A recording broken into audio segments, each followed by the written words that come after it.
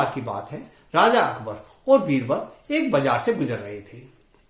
रास्ते में अकबर ने देखा कि एक व्यक्ति गेरुए रंग के वस्त्र पहनकर भीख मांग रहा है।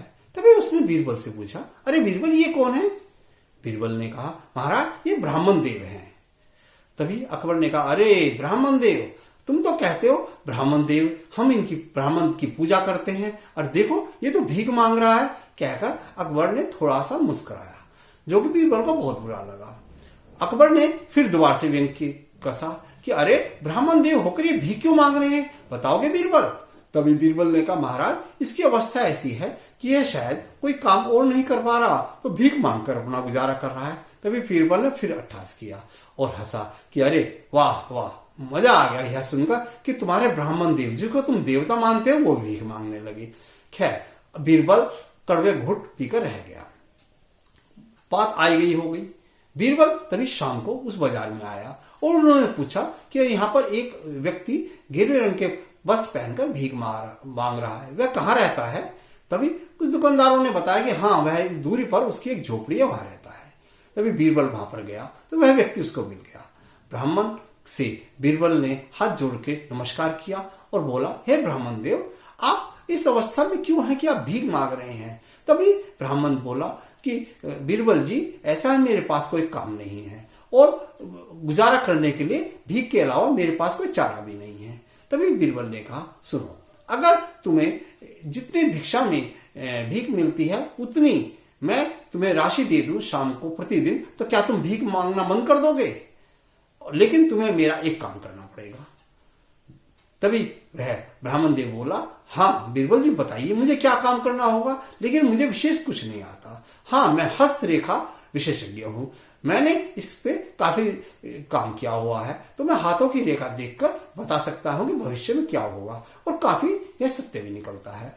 तो बीरबल बोला, अरे वाह, ये तो मजा आ गया, तुम तो हस्त रेखा विशेषज्ञ हो, तो तुम्हें भीख मांगने की जरूरत नहीं। ऐसा करो, मैं तुम्हें प्रतिदिन 10 अशर्फिया दिया करूंगा, शाम को तुम्हारे घर में पहुंचा दूंगा। तुम ऐसा करो कि मेरे साथ चलो। और वह बीरबल उसको एक जंगल में ले आया। वहां एक पीपल का पेड़ था। उसने कहा, देखो, इस पीपल के पेड़ के नीचे तुम बैठ जाओ, यहीं पर तुम गायत्री मंत्र का अध्ययन करने लगो। तुम्हारा काम सुबह आना है और पूरे दिन गायत्री मंत्र का पाठ करना है।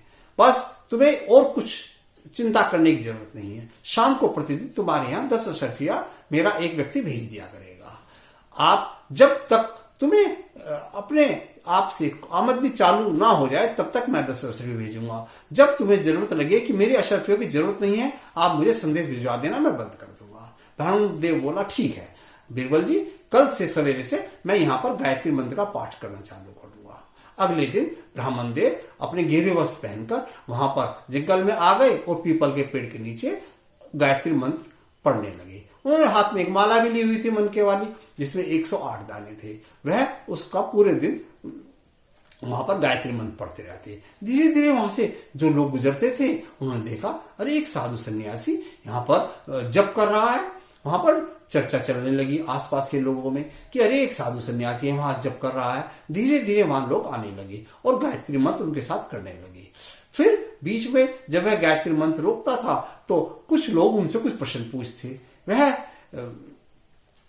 उनका हाथ देखकर उनके भविष्य के बारे में बताता और बताता, यह तुम्हें करना है या यह नहीं करना है अपने भविष्य के लिए। उन लोगों को काफी कुछ बात जची और उनको ठीक भी निकला कि जो यह बताता है साधु, वह सब कुछ सत्य निकलता है। तो अब उनको चढ़ावा चढ़ाने लगा। लोग बाग अब दूर दूर से आने लगे।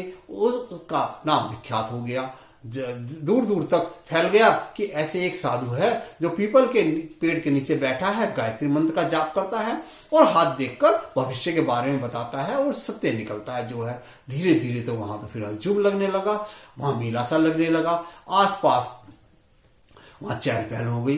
तभी कुछ लोगों ने देखा कि अरे यह तो बिल्कुल सत्य बता रहा है, तो उन्होंने वहीं पर उसका एक छोटा सा मंदिर बनवा दिया, रहने की व्यवस्था कर दी। अब वह वहीं पर रहने लगा। धीरे धीरे बात बढ़ती गई और वहां पर बहुत लोग आसपास रहने लगे, वहां गांव बस गया।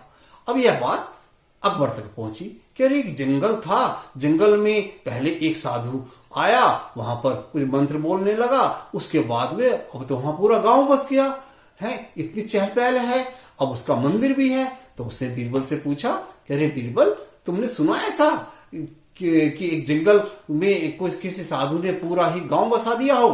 बीरबल बोला नहीं महाराज, मैं देख के आता हूं। बीरबल को सब कुछ पता था कि यह वही व्यक्ति है जो भिक्षा मांग रहा था और महाराज अकबर ने उस पर व्यंग कसा था। तब तक उस बात को करीब 10 साल हो गए थे। तो बीरबल ने कहा हाँ महाराज, मुझे पता चला है। तो अकबर बोला अरे मैं भी उससे मिलना चाहूंगा। वह कौन व्यक्ति है कि इतना सिद्ध पुरुष है कि लोग कहते हैं उसके माथे पे बहुत तेज है? तो अकबर से बीरबल ने कहा हाँ महाराज, मुझे भी ऐसा ही बताया गया है, अगर आप कहें तो कल हम चलते हैं। अकबर ने कहा हाँ हाँ, कल हम चलेंगे और उसके लिए काफी सारी दान दक्षिणा भी लेके जाएंगे, क्योंकि खाली हाथ जाना तो अच्छा नहीं है ना। बीरबल बोला हाँ ठीक महाराज, जैसा आप उचित समझे।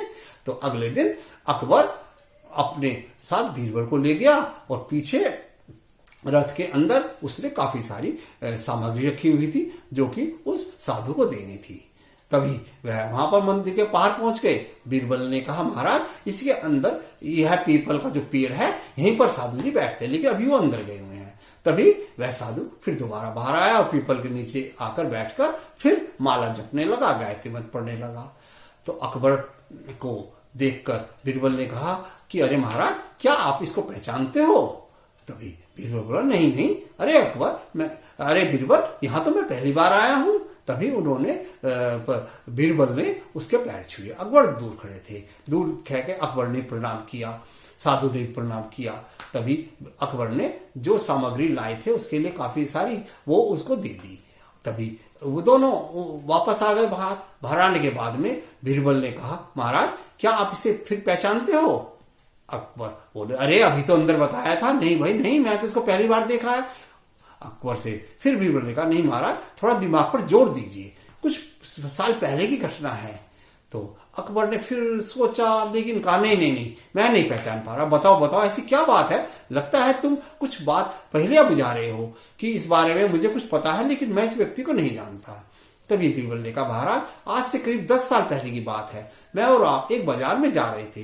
तभी यह एक व्यक्ति भीख मांग रहा था और आपने व्यंग कसा था, अरे हे बीरबल, यही है ब्राह्मण देव जिसकी तुम पूजा करते हो, ये भीख मांग रहे हो। आप थोड़ा सा हंसे थे, जो मुझे बहुत बुरा लगा था।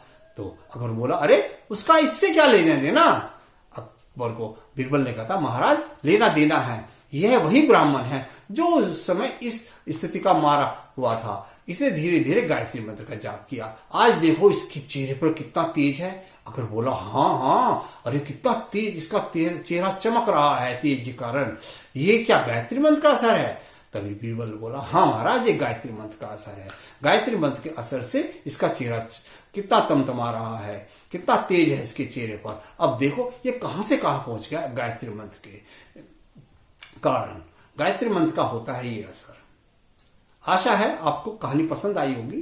कृपया मेरे चैनल को लाइक करें, सब्सक्राइब करें और कमेंट करें। नमस्कार।